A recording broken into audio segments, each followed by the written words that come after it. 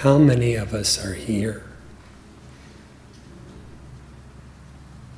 Only one exists.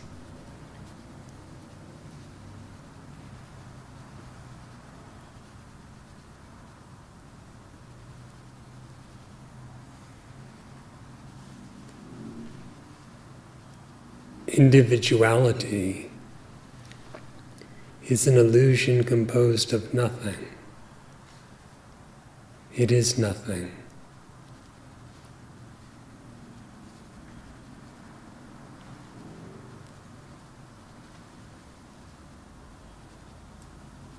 The existence of that nothing and that which knows that it is nothing are the same.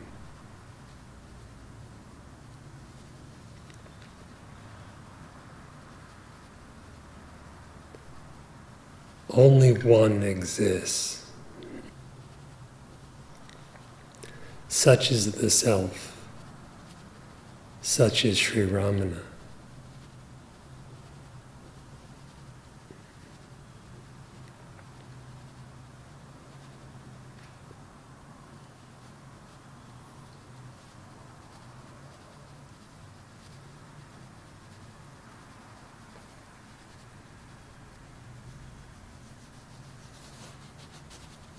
If we are bodies, we are many.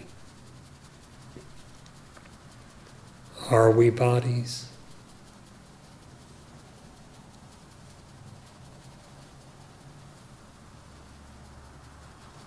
Without limitation in terms of the bodily definitions and attributes,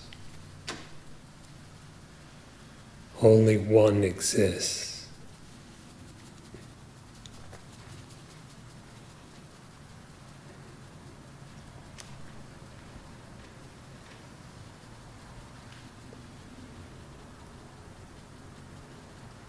The historians say that in the earlier years, there were very few with Sri Bhagavan. And later, there were many. Actually, there was only one. And that one is Sri Ramana. That one is the self, and it cannot be measured or counted.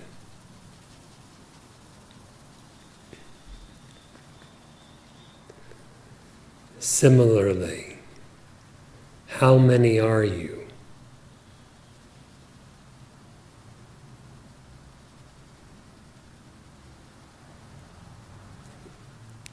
How many selves are there?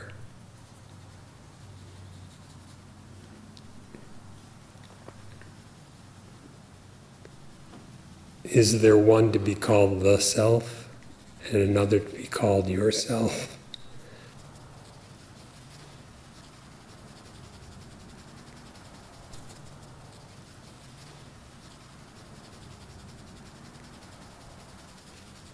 Your existence is only one, the very same one.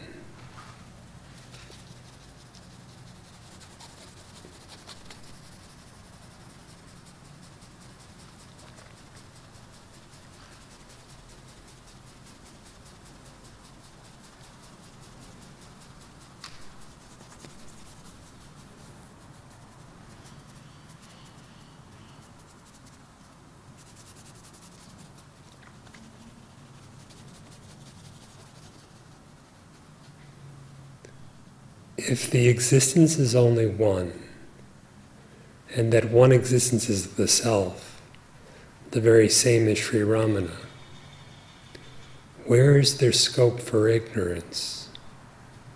Who could be ignorant?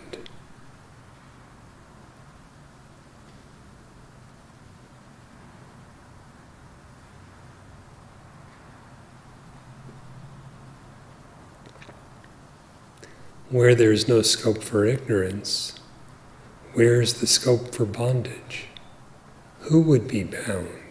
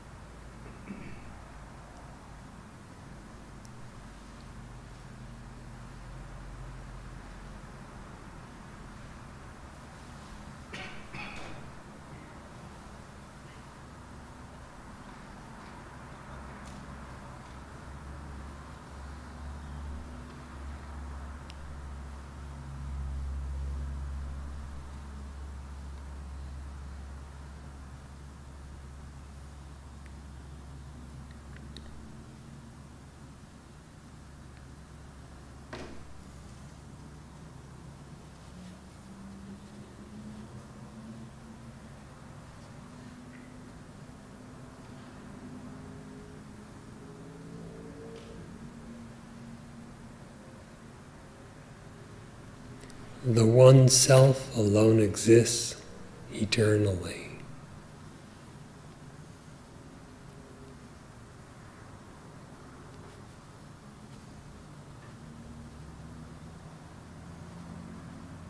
How could there ever be another?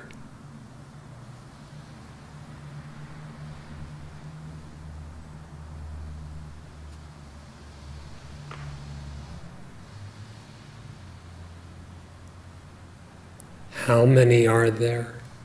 How many are you?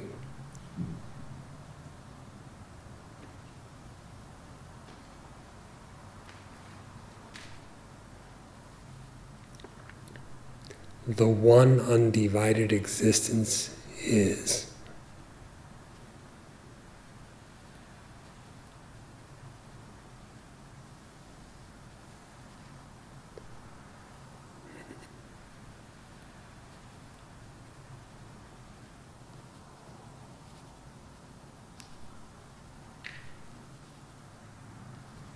The cessation of the imagined conception of another is clear knowledge.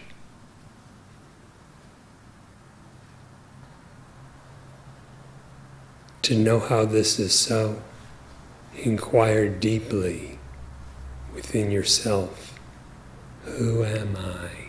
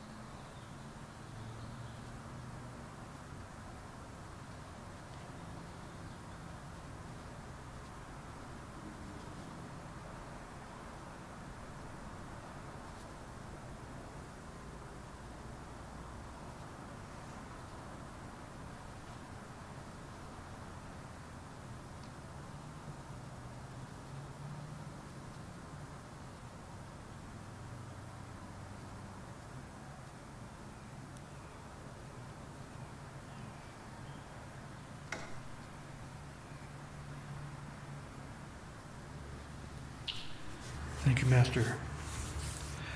I'm going to try a contemplation on your instruction regarding release of individuality, specifically maybe as an antidote to any complacency that might take the form of,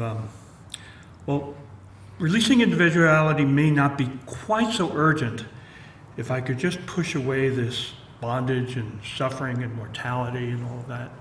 Then it wouldn't be quite so urgent. Then I could worry about that. When actually they would, so to speak, snap right back even if they could be pushed away because that's their source. So there's nothing short of going for the entire inquiry. It's not only their source, it is what they are. Bondage, samsara, illusion, ignorance, suffering, ego are all synonymous.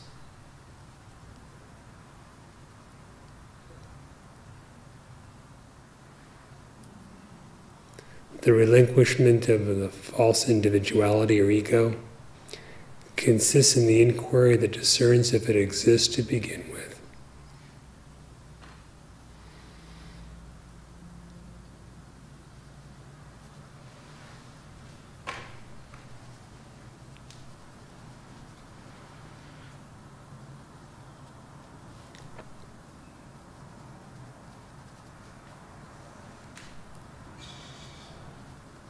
It is the experience of all that if egotism diminishes, suffering, bondage, etc. also diminish, and freedom and happiness shine.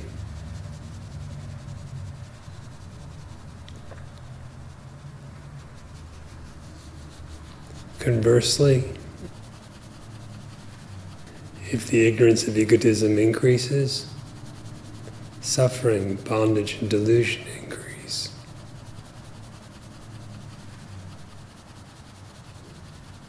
I was wondering if maybe even a lesser version of that, the illusion I was describing, might take the form of, it's okay to have things work all right, or turn out all right in life. In fact, maybe I better get them to turn out all right in life before I can give full energy to my inquiry. I mean, that's a even... Why not give full energy to the inquiry and have everything in life turn out right?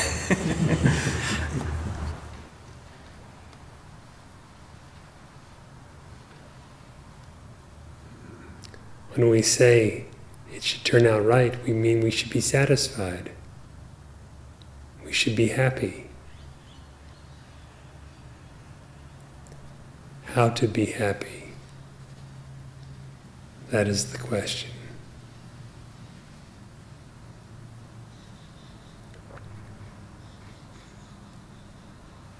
If happiness depends on objective circumstances, will you ever be satisfied?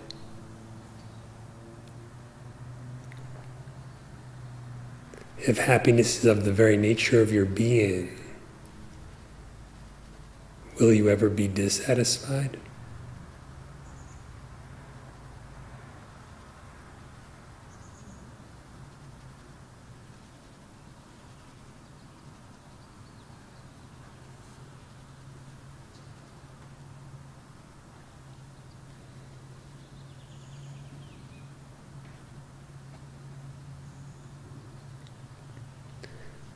Be sure that everything works out right.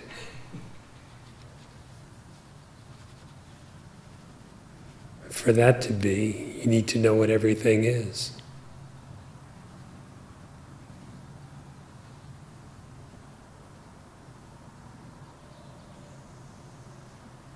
If there is just one existence, beginningless and endless, everything is always all right.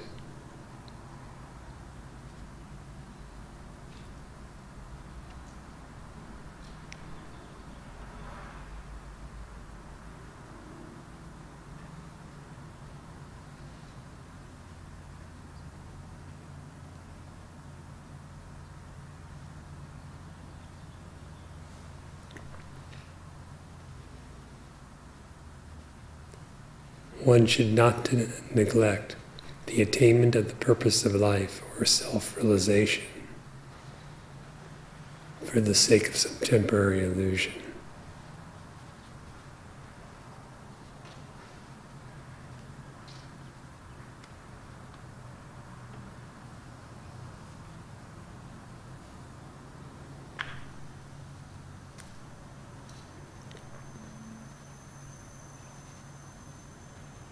If you discern the true purpose of life and dedicate yourself completely to that, everything comes out right.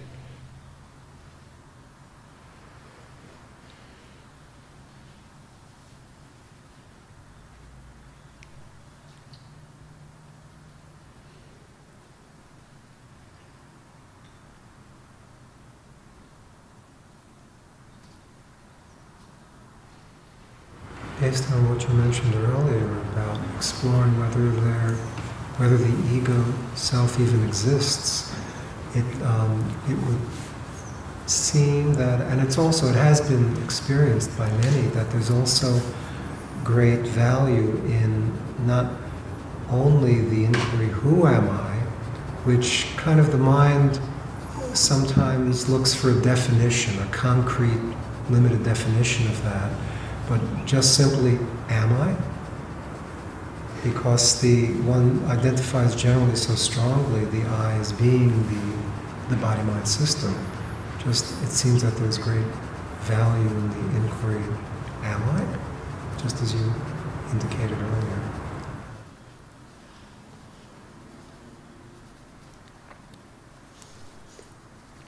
However it is expressed in words, the essential inquiry is what's important.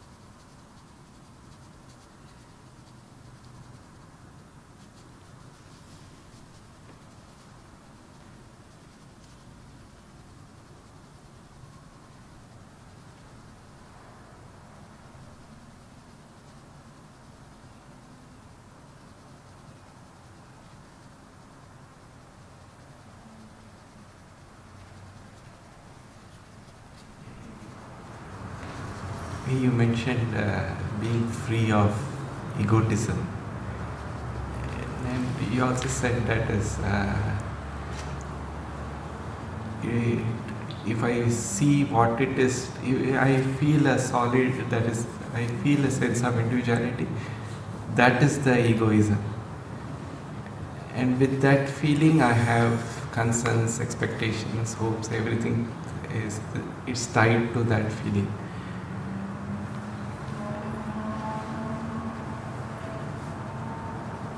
So look at it and dissolve it. That is, it's like solid imagination. So whenever I see myself, I have to be constantly dissolving it. I was just going to say that I am not free of that expectations, hopes. I can now in this. I could see it's all centered on that individual, because of which I am not free of those things.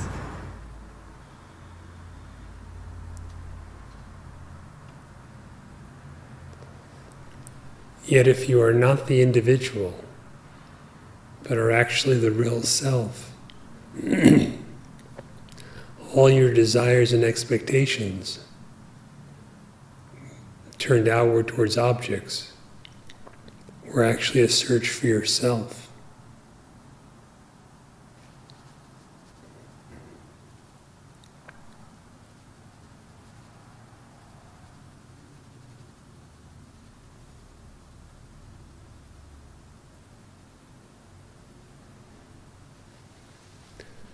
to dissolve the ego. Simply discern what it is.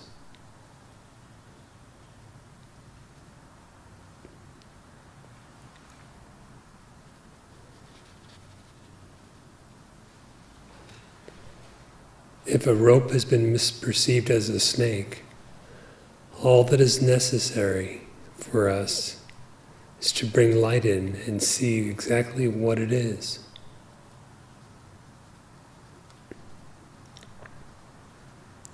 In this case, it is yourself, so the light is non-objective vision.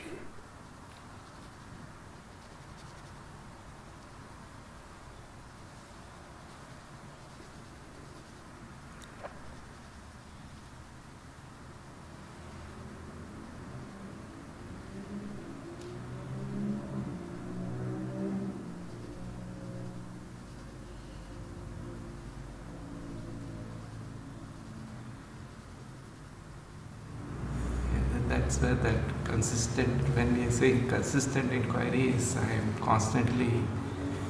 consistently trying to resolve this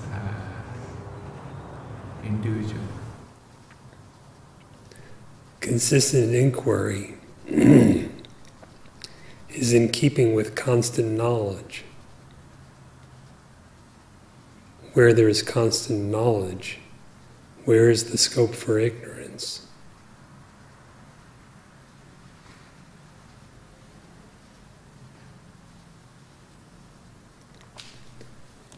The nature of constant knowledge is pure consciousness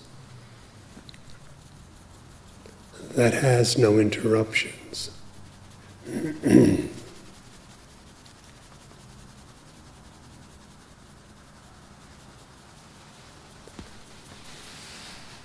If there are gaps apparently in true knowledge, for whom are those gaps? Can such be for the real self?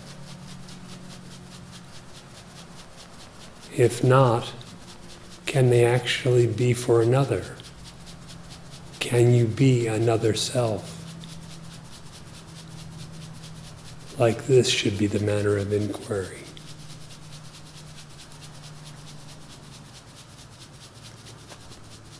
Who am I?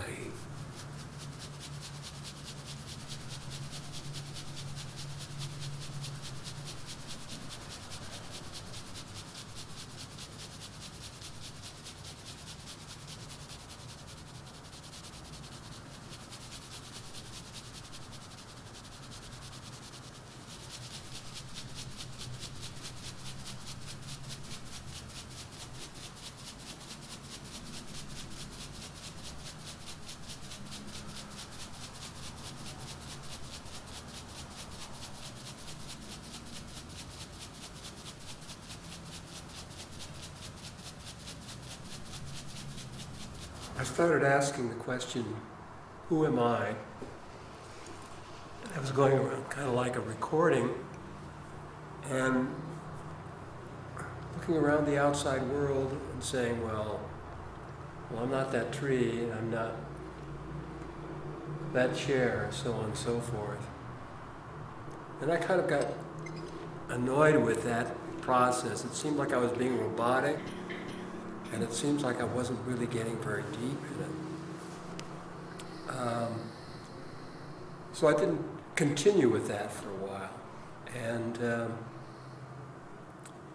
I was more inward one time into my mind, and I saw a bit of energy connected with a being. I don't know if it was mine or who it was, but it was the energy of the intention behind a thought or an action to happen. And I kind of brightened up. I thought, oh, that's not me.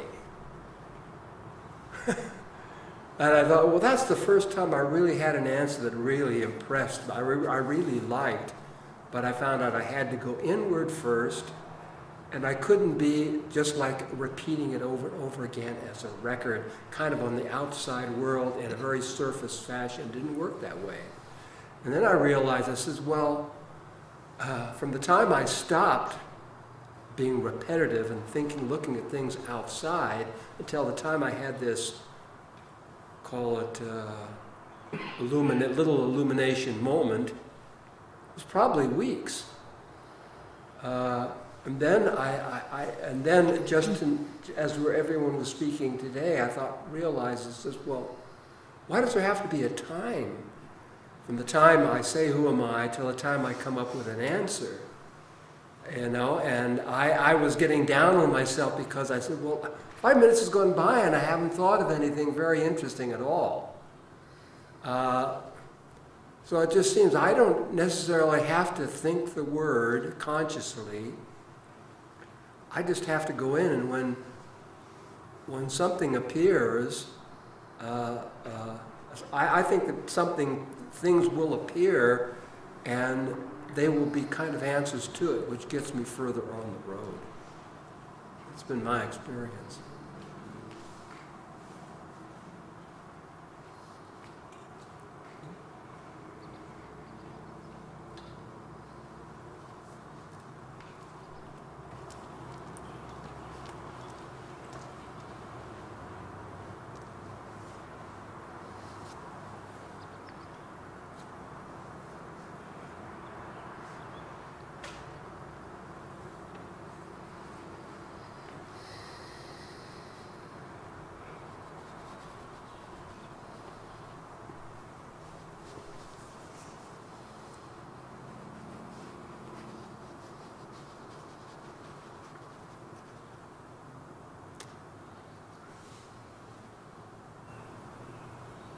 I think you know when you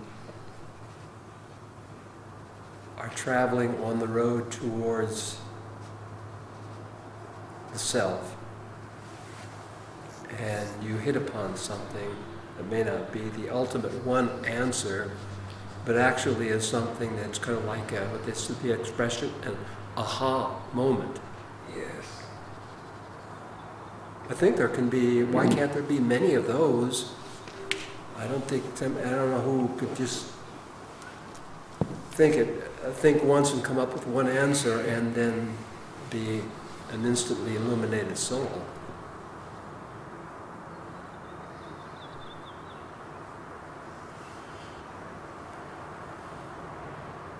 But I'm not unhappy with the way things are going. You know, the process now is evolving for me. My understanding. It's like a little bits and pieces. It gets better, and as I read more, it seems like I can do it better. The more you turn inward, the better it will be. That's what I think.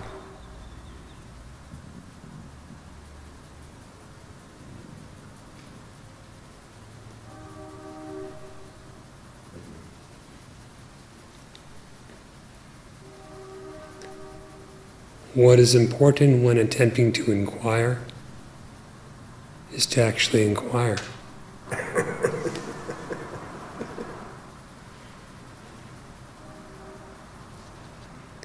Repeating thoughts of any kind is not the actual inquiry.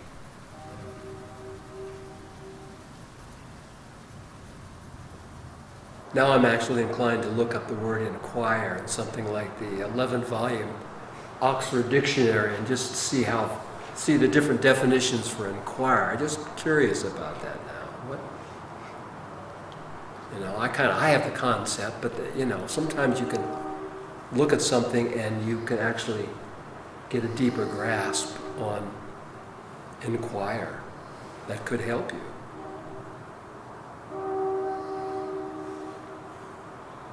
But it's expensive. I buy the 11th volume Webster's Dictionary, it's about $1,000. So I don't think I'm going to... I can go to a library, though. Go to a library.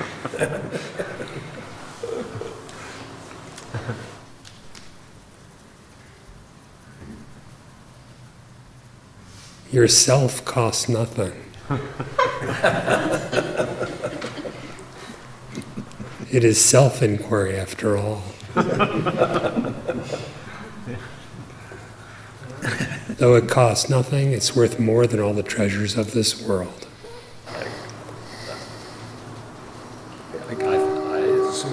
true.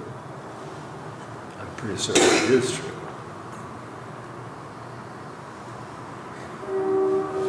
By the way, Talks with Ramana has a glossary in the back. You can look at inquiry and all that.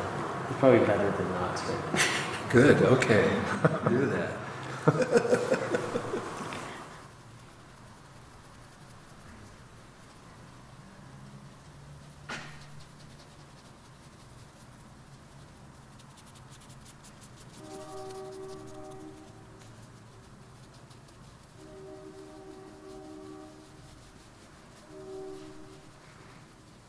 Yeah, this is a good reflection, the multiple, are there multiple? And it's so funny because,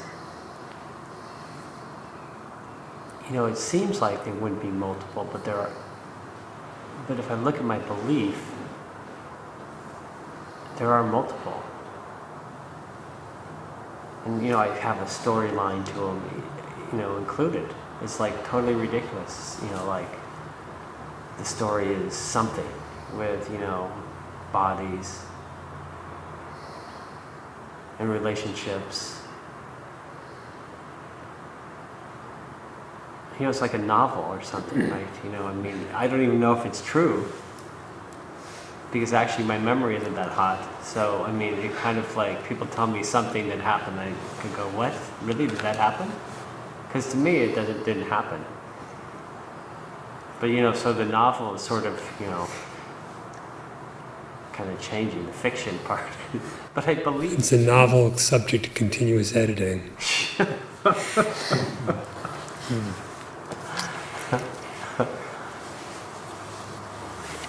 But the weird thing is I believe in it.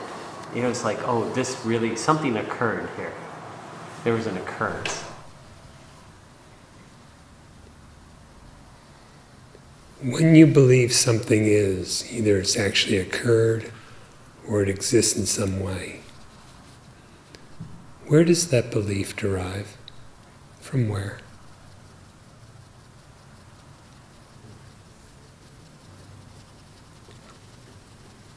It cannot come from the object because the object keeps changing. At one point, one object is taken to be real, at another time another. But the sense that it's real, that it exists, is the same. Where does that come from?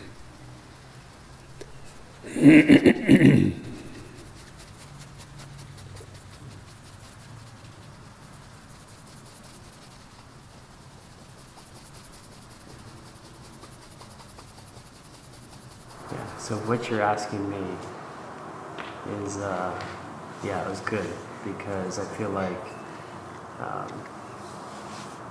that I don't know. In a certain sense I know, but I need to clarify that. Because I assume it to be the case, like it comes from the objects, like you're saying. But it obviously doesn't. Yeah, it can't come from the objects. So where does it come from?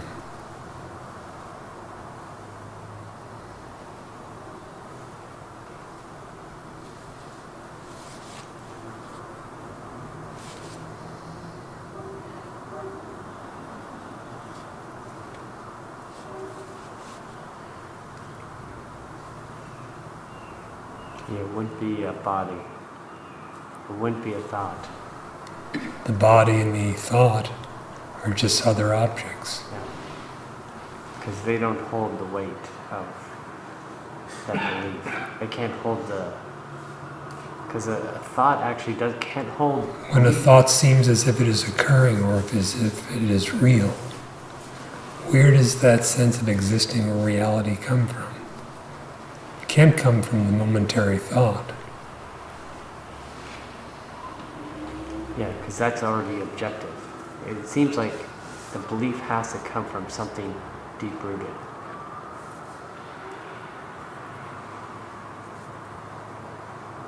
Because the thoughts themselves...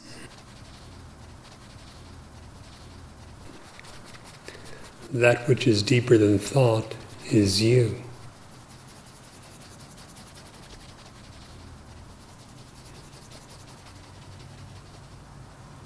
since you are innately deeper than thought, existing as just existence itself, it is inappropriate to define that existence in terms of anything conceived in thought.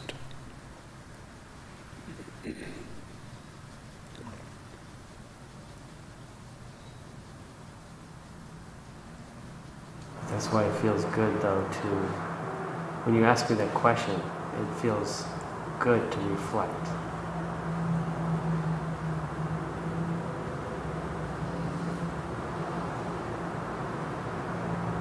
Because it seems like my vision was incorrect. I was thinking that I was an object. So your story cannot be written after all, can it?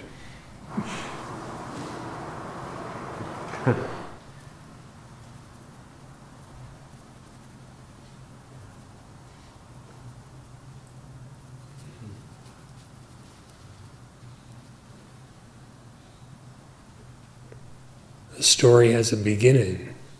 You don't have a beginning.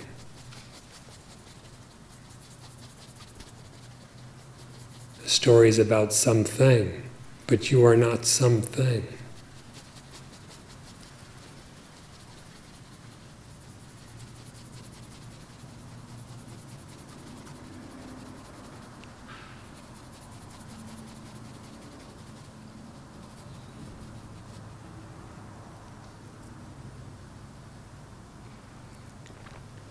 A story comes to an end. You never come to an end. Some of the story you remember, some of the story you do not. The self is not an object of memory or forgetfulness.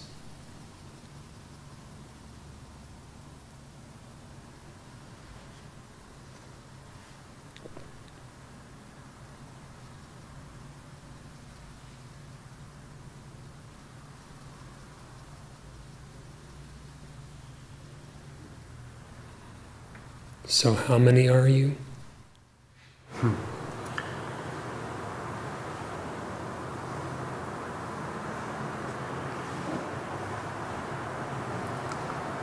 Can't be multiple.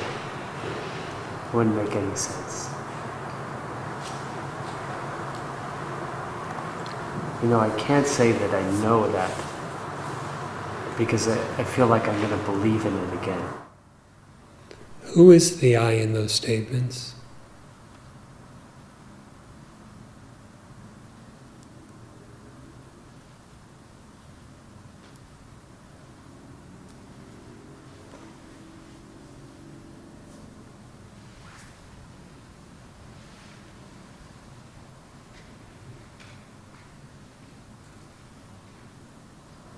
It's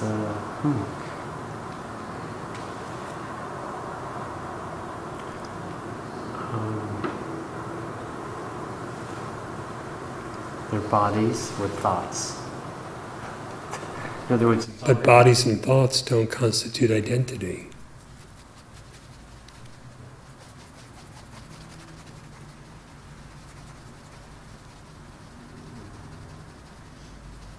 So who is it that thinks he does not know?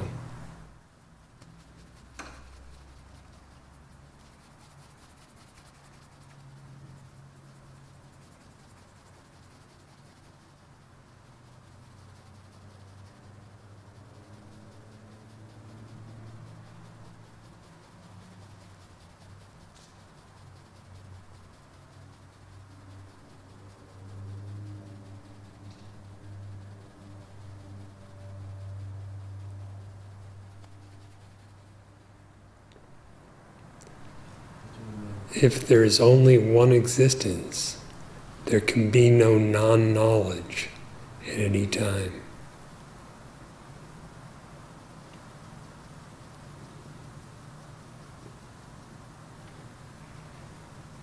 You are not an ignorant one, and ignorance is not for you.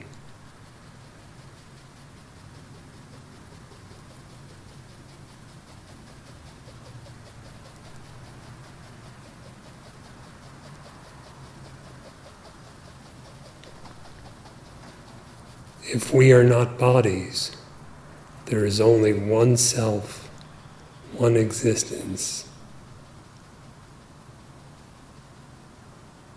How could I be ignorant?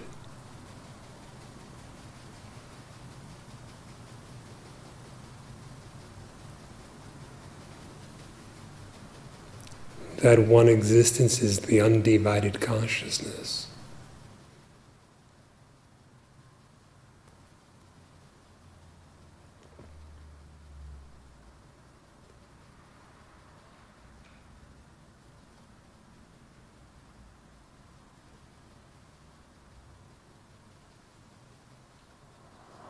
So I'm kind of getting a sense, okay, so the mistake is just the identity. All it is just the identity. It wouldn't be anything other than that. So all the bondage is only ignorance. All the ignorance is only misidentification. The entirety of the misidentification is composed of one assumption.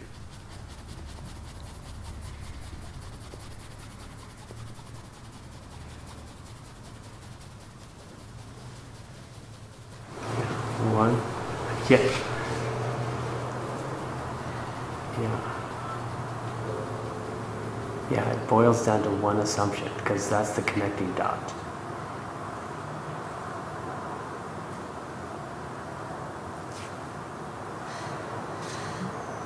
Okay, so that I'm getting a clearer idea, that is the point. That's the point that you have to clearly see, because it wouldn't be necessarily the body or the thoughts. The search for that point is like seeking for a corner in infinite space.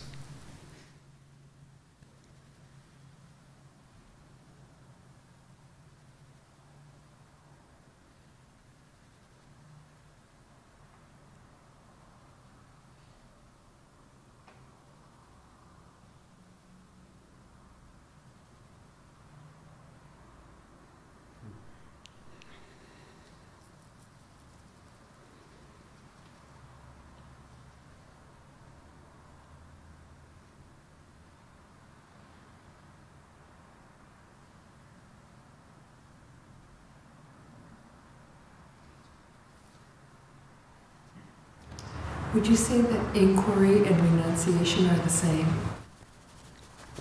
The essence is the same. Is the same? Yes. Yes.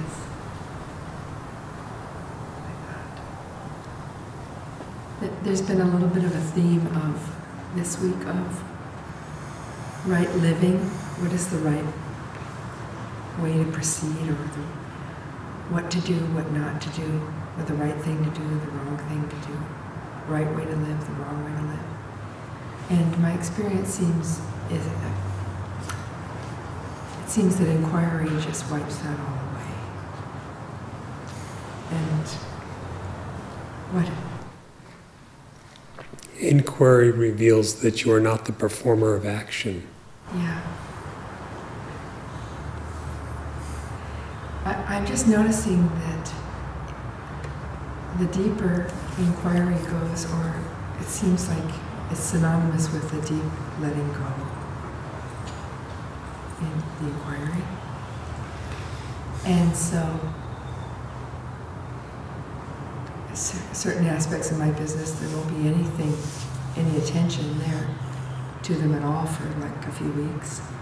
And then suddenly, a huge spurt of energy will come and just take care of everything in a day or day and a half. And it used to be, there was much more structure around. I have to do all these things every day, and just, I don't know, it just seems like it certainly has its own way.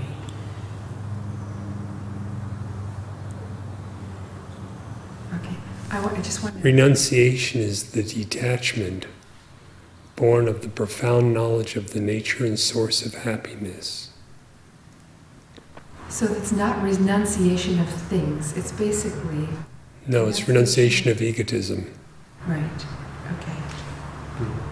That's what I was thinking.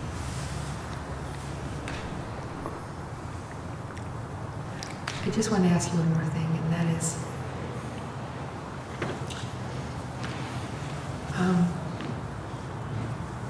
this week there was a little incident with the car dealership. It came very clear that they were ripping me off in a really big way, a lot of money. And I caught it before it happened, really. And I basically bought the part online and installed it myself in 30 seconds for $25. And they were trying to charge me $500 to keep the car for a few days, the whole thing.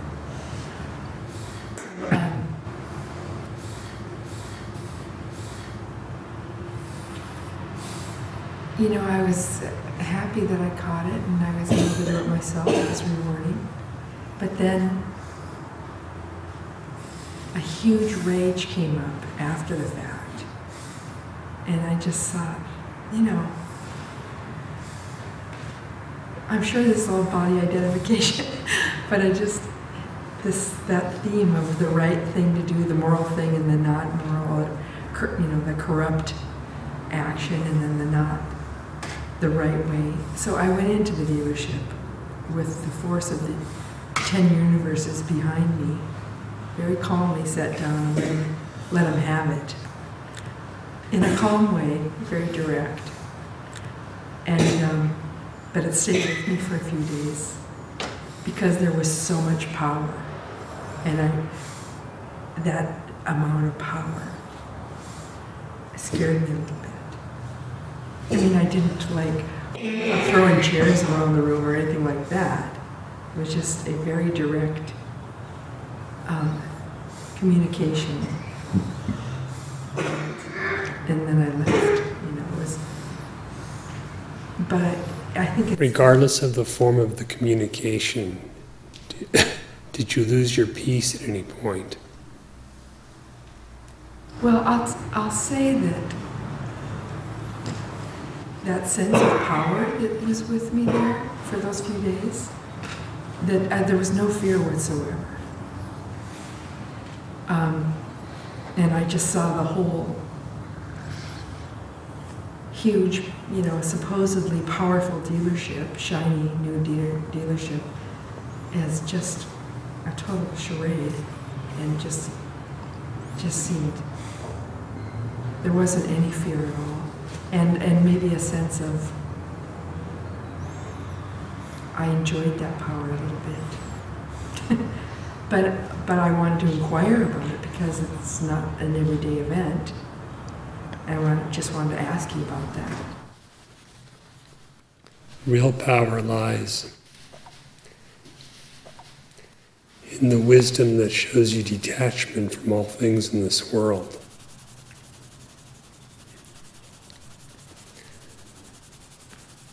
They tried to take your money and your time. Right. You don't have to give to them your happiness as well.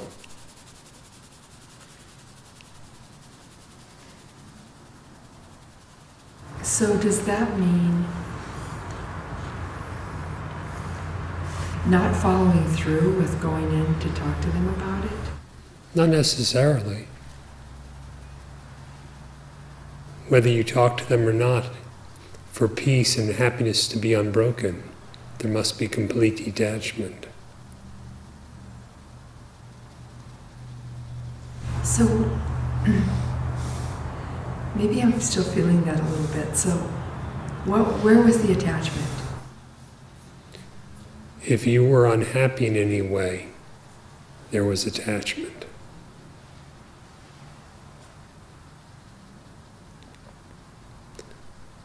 If there was no confusion regarding happiness, then detachment is there. Well, it's just seeing the,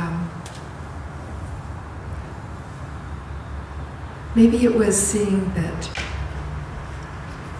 that this dealership was ripping people off over and over and over, and that made me mad.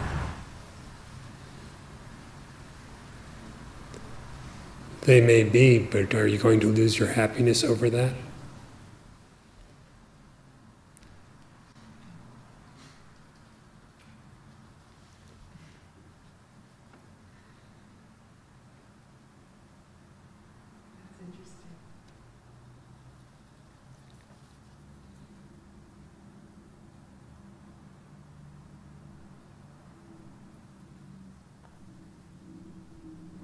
You know, a little while ago I saw a guy at a store stealing a whole bunch of stuff, putting stuff in his pants and under his coat. Did he work for the same dealership? No, but this is the same theme, is that, you know, I was in the aisle, there was another guy, a third guy in the aisle watching the whole thing. And so the guy loaded up and he left the building, you know, he had all this stuff in his clothes.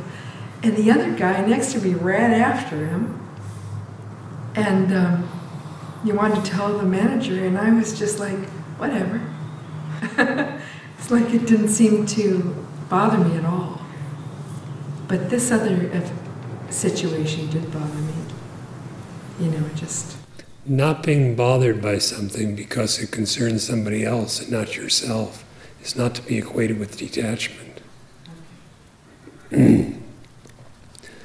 Detachment is rooted in deep knowledge of what is peace, what is happiness, what is true.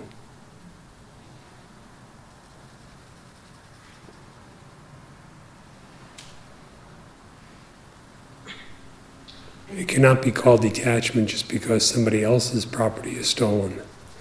And then when it's your property that's stolen, suddenly there's all desire. Yes, but what surprised me about it is the fact that maybe earlier I would have, you know, ran after the guy or gone to the manager right away and told him, hey, look. But there was no movement to do that. It didn't seem like he was doing anything wrong necessarily, where I would have thought so prior to that. Why did you think he was doing nothing wrong?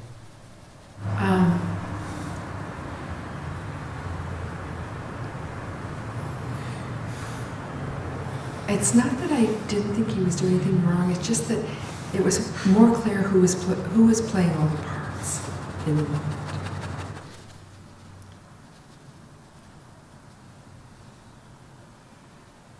What do you mean by who is playing all the parts? Just the oneness of it all, I would say.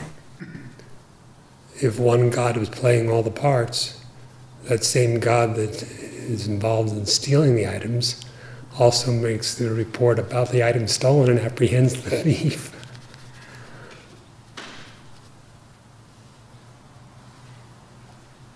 So that brings me back, is there a right way to live?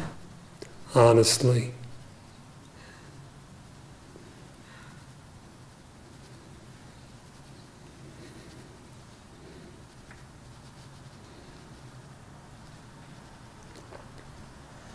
That's broad. To that, add the ingredient of choosing that way of living which best supports your spiritual practice.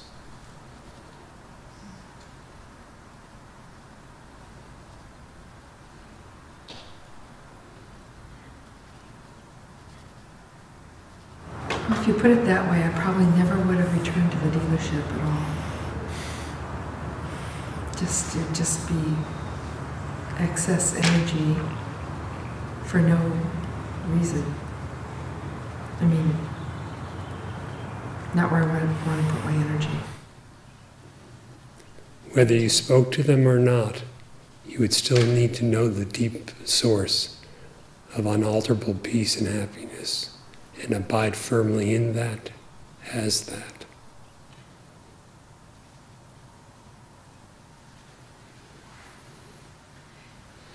So it makes no difference. The circumstances make no difference. It's not about the circumstances at all. What do you mean the circumstances make no difference? Just picking out individual objects and focusing on them. It's really about your identity. And from your true identity comes forth everything that's true, good, and beautiful. And in light of that, it is easily discernible what's right and what's not.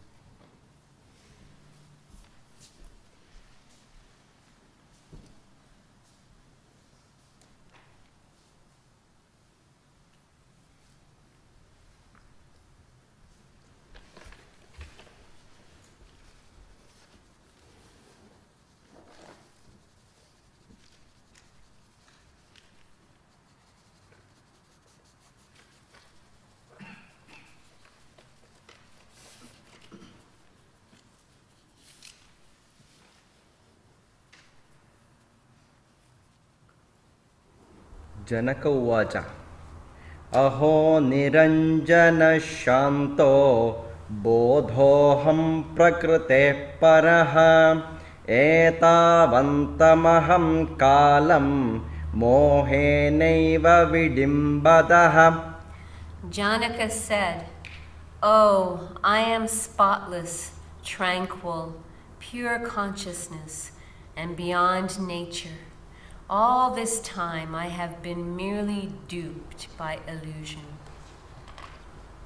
यथा प्रकाशयाम्येको देहमेनं तथा जगत् अतो मम जगत् सर्वम् अथवा न च किञ्चन. As I alone reveal this body, even so do I reveal this universe. Therefore, mine is all this universe, or verily nothing is mine. सशरीरमहो विश्वं परित्यज्य मयाधुना कुतश्चित् कौशलादेव परमात्मा विलोक्यते. Oh, having renounced the universe, together with the body, I now perceive the Supreme Self through the secret of wisdom. यथा नतो यते भिन्ना तरंगाभेन बुद्बुदाः आत्मनो न तदा भिन्ना विश्वमात्मविनिर्गतम्. As waves, foam, and bubbles are not different from water, so the universe emanating from the Self is not different from it. तन्तु मात्रो भवेदेव पटो यद्वद्विचारितः आत्मतन्मात्रमेवेदं तद्वद्विश्वं विचारितम्. As cloth, when analyzed, is found to be nothing but thread, so this universe, when analyzed, is nothing but the Self. यथैवेक्षुरसे क्लृप्ता तेन व्याप्तैव शर्करा तथा विश्वं मयि क्लृप्तं मया व्याप्तं निरन्तरम्. Just as sugar generated in sugarcane juice is wholly pervaded by that juice, so the universe produced in me is permeated by me through and through. आत्मज्ञानात् जगद्भाति आत्मज्ञानान्न भासते रज्ज्वज्ञानादहिर्भाति तज्ज्ञानात् भासते नहि. The world appears from the ignorance of the Self and disappears with the knowledge of the Self, just as the snake appears from the non-cognition of the rope and disappears with its recognition. प्रकाशो मे निजं रूपं नातिरिक्तोऽस्म्यहं ततः यदा प्रकाशते विश्वं तदाहं भास एव हि. Light is my very nature. I am no other than light. When the universe manifests itself, verily then it is I that shine. Aho vikalpitam vishwam ajnananmayi bhasate rupyam shukto phanirajjo varisuryakkare yadha. Oh, the universe appears in me, conceived through ignorance, just as silver appears in the mother of pearl, a snake in the rope, and water in the sunbeam. Matto vinirgatam vishwam mayyevallayameshyati mridi kumbhe jale vichihi kanake katakam yatha. Just as a jug dissolves into clay, a wave into water, or a bracelet into gold, so the universe which has emanated from me will dissolve into me.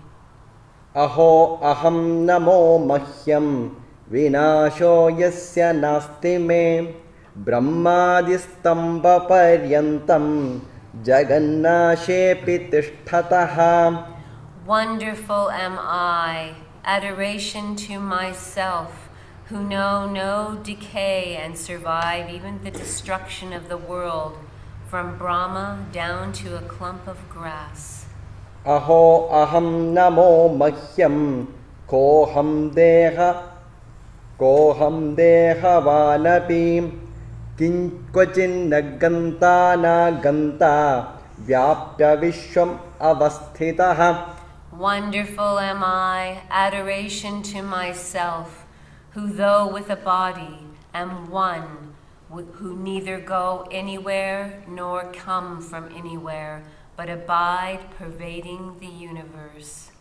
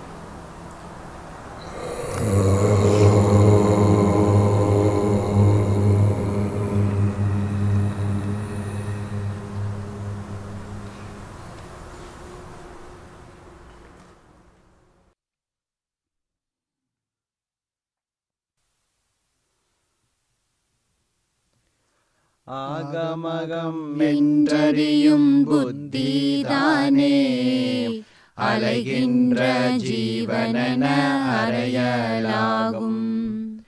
ஆகமகம் என்றறியும் புத்திதானே அளவுபடும் பரிச்சின்னமென்னலாகும்.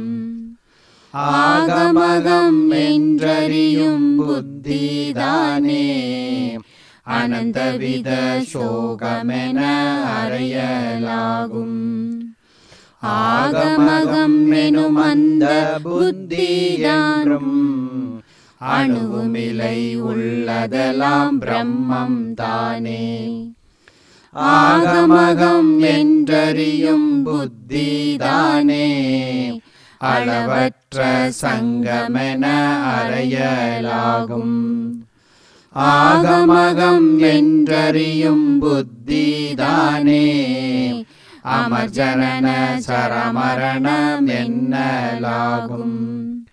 ஆகமகம் என்றறியும் புத்திதானே அகில மகா பாவமென அறையலாகும். ஆகமகம் எனும் அந்த புத்தி என்றும் அணுவுமில்லை உள்ளதெல்லாம் பிரம்மம் தானே. ஆகமகம் என்றறியும் புத்திதானே அளவற்ற அமங்கலமா அறையலாகும். ஆகமகம் என்றறியும் புத்திதானே அளவற்ற வாசையென அறையலாகும். ஆகமகம் என்றறியும் புத்திதானே அனந்தவித தோஷமென அறையலாகும். ஆகமகம் எனும் அந்த புத்தி என்றும் அணுவுமில்லை உள்ளதெல்லாம் பிரம்மம் தானே. ஆகமகம் என்றறியும் நினைவு தானே அகில மகா மலமெனவே அறையலாகும். ஆகமகம் என்றறியும் நினைவு தானே அளவற்ற சந்தேகம் என்னலாகும். ஆகமகம் என்றறியும் நினைவு தானே அனர்த்தமெல்லாம் அடைந்திடவோர் மூலமாகும். ஆகமகம் எனும் அந்த நினைவெப்போதும் அணுவுமில்லை உள்ளதெல்லாம் பிரம்மம் தானே. நினைவெதுவோ அதுதானே ஜீவனாகும். நினைவெதுவோ அதுதானே ஈசனாகும். நினைவெதுவோ அதுதானே ஜகமும் ஆகும். நினைவெதுவோ அதுதானே மனதும் ஆகும்.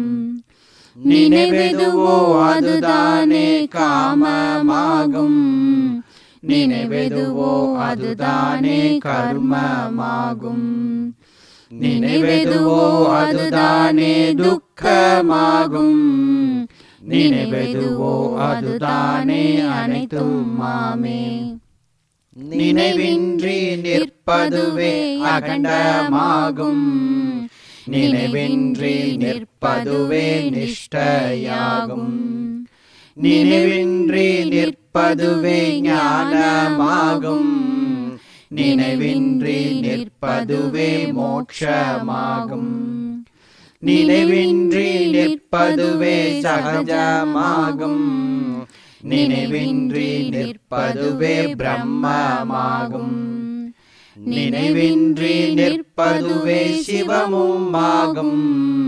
நினைவணுவும் இல்லையெல்லாம் பிரம்மம் தானே. சங்கல்ப நினைவுகளுக்கணுவும் பேதம் சார்வதில்லை. நினைவதுவே சங்கற்பங்கான். சங்கற்பம் எதுவதுவே மகதா மோகம். சங்கற்பம் எதுவதுவே ஆதி வியாதி. சங்கற்பம் எதுவதுவே காமம் கோபம். சங்கற்பம் எதுவதுவே அத்தியாசம். சங்கற்பம் எதுவதுவே தாபம் யாவும். சங்கற்பம் எதுவதுவே சகல துன்பம். சங்கற்பம் எதுவதுவே மகதாம் தோஷம். சங்கற்பம் எதுவதுவே மலங்கள் யாவும். சங்கற்பம் எதுவதுவே காலம் தேசம். சங்கற்பம் எதுவதுவே நானாரூபம். சங்கற்பம் எதுவதுவே ஜகமயக்கம். சங்கற்பம் எதுவதுவே ஜீவரூபம். சங்கற்பம் எதுவதுவே ஈசரூபம். சங்கற்பம் எதுவதுவே சகல ரூபம். சங்கற்ப மாத்திரமே மூலாஞானம். சங்கற்பம் மாத்திரமே விவித பேதம். சங்கற்ப மாத்திரமே சகல ஞானம். சங்கற்ப மாத்திரமே சகல துவந்தம். சங்கற்ப மாத்திரமே சகல கண்மம் சங்கற்ப மாத்திரமே நரகம் சொர்க்கம் சங்கற்ப மாத்திரமே பூதம் யாவும் சங்கற்ப மாத்திரமே புவனம் யாவும் சங்கற்ப மாத்திரமே தேகமாதி சங்கற்ப மாத்திரமே சிரவணாதி சங்கற்ப மாத்திரமே ஆன்ம சிந்தை சங்கற்ப மாத்திரமே மற்றும் யாவும் சங்கற்ப மாத்திரமெங்கெங்கே தோற்றும் சகஜீவ பரங்களும் அங்கங்கே தோற்றும் சங்கற்ப மாத்திரமே சற்றும் இல்லை சத்தியமாய் சகலமுமே பிரம்ம ரூபம் மனதுக்கும் சங்கற்பம் தனக்கும் பேதம் மற்றணுவும் நிலை மனதே ஜகங்கள் யாவும் மனததுவே மகத்தான பகையா மற்றும் மனததுவே மகத்தான பவமும் ஆகும் மனததுவே ஜன்மஜரா மரணமாகும் மனததுவே மகத்தான துக்கமாகும் மனததுவே மகத்தான மலமும் யாகும் மனததுவே கால முதல் எவையும் ஆமே மனததுவே சங்கற்ப விகற்பமாகும் மனமதுவே புத்தியுமாம் சித்தமாகும் மனமதுவே அகங்காரமாகும் மற்றும் மனமதுவே பொது அந்த கரணமாகும் மனமதுவே ஜீவனுமாம் பந்தமாகும் மனமதுவே கத்துரு போத்துருவும் ஆகும் மனமதுவே மண்ணுதக மணலும் ஆகும் மனமதுவே மருத்துமகள் விண்ணுமாமே மனமதுவே சத்தமுடு ஸ்பரிஷமாகும் மனமதுவே ரூபமுடன் நிரதமாகும் மனமதுவே கந்தமென தோற்றலாகும் மனமதுவே அன்னமய கோஷமாகும் மனமதுவே பிராணமய கோஷமாகும் மனமதுவே மனோமயமாம் கோஷமாகும் மனமதுவே விஞ்ஞான கோஷமாகும் மனமதுவே ஆனந்த கோஷமாமே மனமதுவே தூலமென தேகமாகும் மனமதுவே சூக்ஷமென தேகமாகும் மனமதுவே காரணமாம் தேகமாகும் மனமதுவே சாக்கிரமும் கனவும் ஆகும் மனமதுவே துவந்தமிலா சுஷுப்தியாகும் மனமதுவே விஸ்வனன தோற்றலாகும் மனமதுவே சைஜசனாய் தோற்றலாகும் மனமதுவே பிராஜ்ஞனன தோற்றலாமே மனமதுவே சமஷ்டியனும் யாவும் ஆகும் மனமதுவே வியஷ்டியனும் யாவும் ஆகும் மனமதுவே வெகுவிதமாய் தேவராகும் மனமதுவே விதி முதலை மூர்த்தியாகும் மனமதுவே தெரிவுற்ற பொருளும் ஆகும் மனமதுவே தெரியாத பொருளும் ஆகும் மனமதுவே சடசித்தாமெவையும் ஆகும் மனமதுவே தோற்றியவை துவைதமுங்கான் மனதுதான் எப்போதும் மித்தையாகும் மனது மகேந்திரஜால நிகரேயாகும் மனமதுதான் மலடியுடை மைந்தனாகும் மனமதுதான் ஒரு காலும் இலவே இல்லை மனமிலதார் சங்கற்ப முதலும் இல்லை மனமிலதார் குரு சீடர் முதலும் இல்லை மனமிலதார் ஜெகஜீவன் முதலும் இல்லை மனோமயமாம் சர்வமுமே பிரம்ம ரூபம் மனமுமில்லை மனோமயமாம் ஜெகஜீவாதி மற்றும் ஒரு பொருளுமில்லை என்றும் எல்லாம் அனகசதானந்த சிதாகாயமான அகண்டமதாம் பரபிரம்ம ஸ்வரூபமேயான் எனும் இதிலோர் ஐயமில்லை சத்தியம்தான் எங்கும் உள்ள பரமசிவன் அறிய சொன்னேன் அணியும் மகாரகசியமாம் இவ்வர்த்தத்தை நன்றாக கேட்டுணர்வோன் பிரம்மமாவன் சுத்தமுறும் வேதாந்த விசாரத்தாலும் சுக நல்கும் பரமசிவ பக்தியாலும் வித்த முதல் ஏடனைய விடுதலாலும் விமலமதாம் பரமசிவ தியானத்தாலும் முக்தி தரும் பரபிரம்ம ஞானம் உண்டாய் மொழிந்த மன உபசாந்தி மேவும் மன்றே சப்தமிகும் துதர்க்க முதல்லவைகளாலும் சாந்தி தனை மேவாது மனதெப்போதும் திரிசியமேதொன்றுமில்லாதிருக்கேயாகி தியங்கு மனோ விகற்பமில்லா நிலை நின்றோர்க்கு மறுவியிடும் நனவு கணா சுஷுப்தி இல்லை மரணமில்லை உயிர்வதில்லை மற்றொன்றில்லை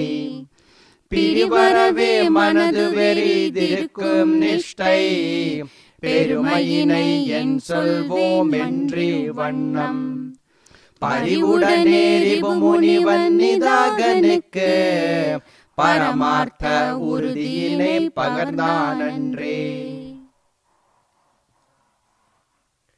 சகலமான சராச்சர தோற்றமும் சசவிஷாண சமானமென்றோதலும் துகளதாகிய சொப்பனம் போலவே தொடர் மனோமயம் மாயங்கு தோற்றிய அகில ஜீவ பரேஷ ஜகங்களும் அகண்டமாம் பர ரூபமென்றோதலும் அகில ஜீவ பரேஷ ஜகங்களும் அகண்டமாம் பர ரூபமென்றோதலும் மிகழ்விலானந்த தாண்டவம் மாடுனம் ஈசன் தன் பரிபூரண ரூபமே மிகழ்விலானந்த தாண்டவம் மாடுனம் ஈசன் தன் பரிபூரண ரூபமே ஈசன் தன் பரிபூரண ரூபமே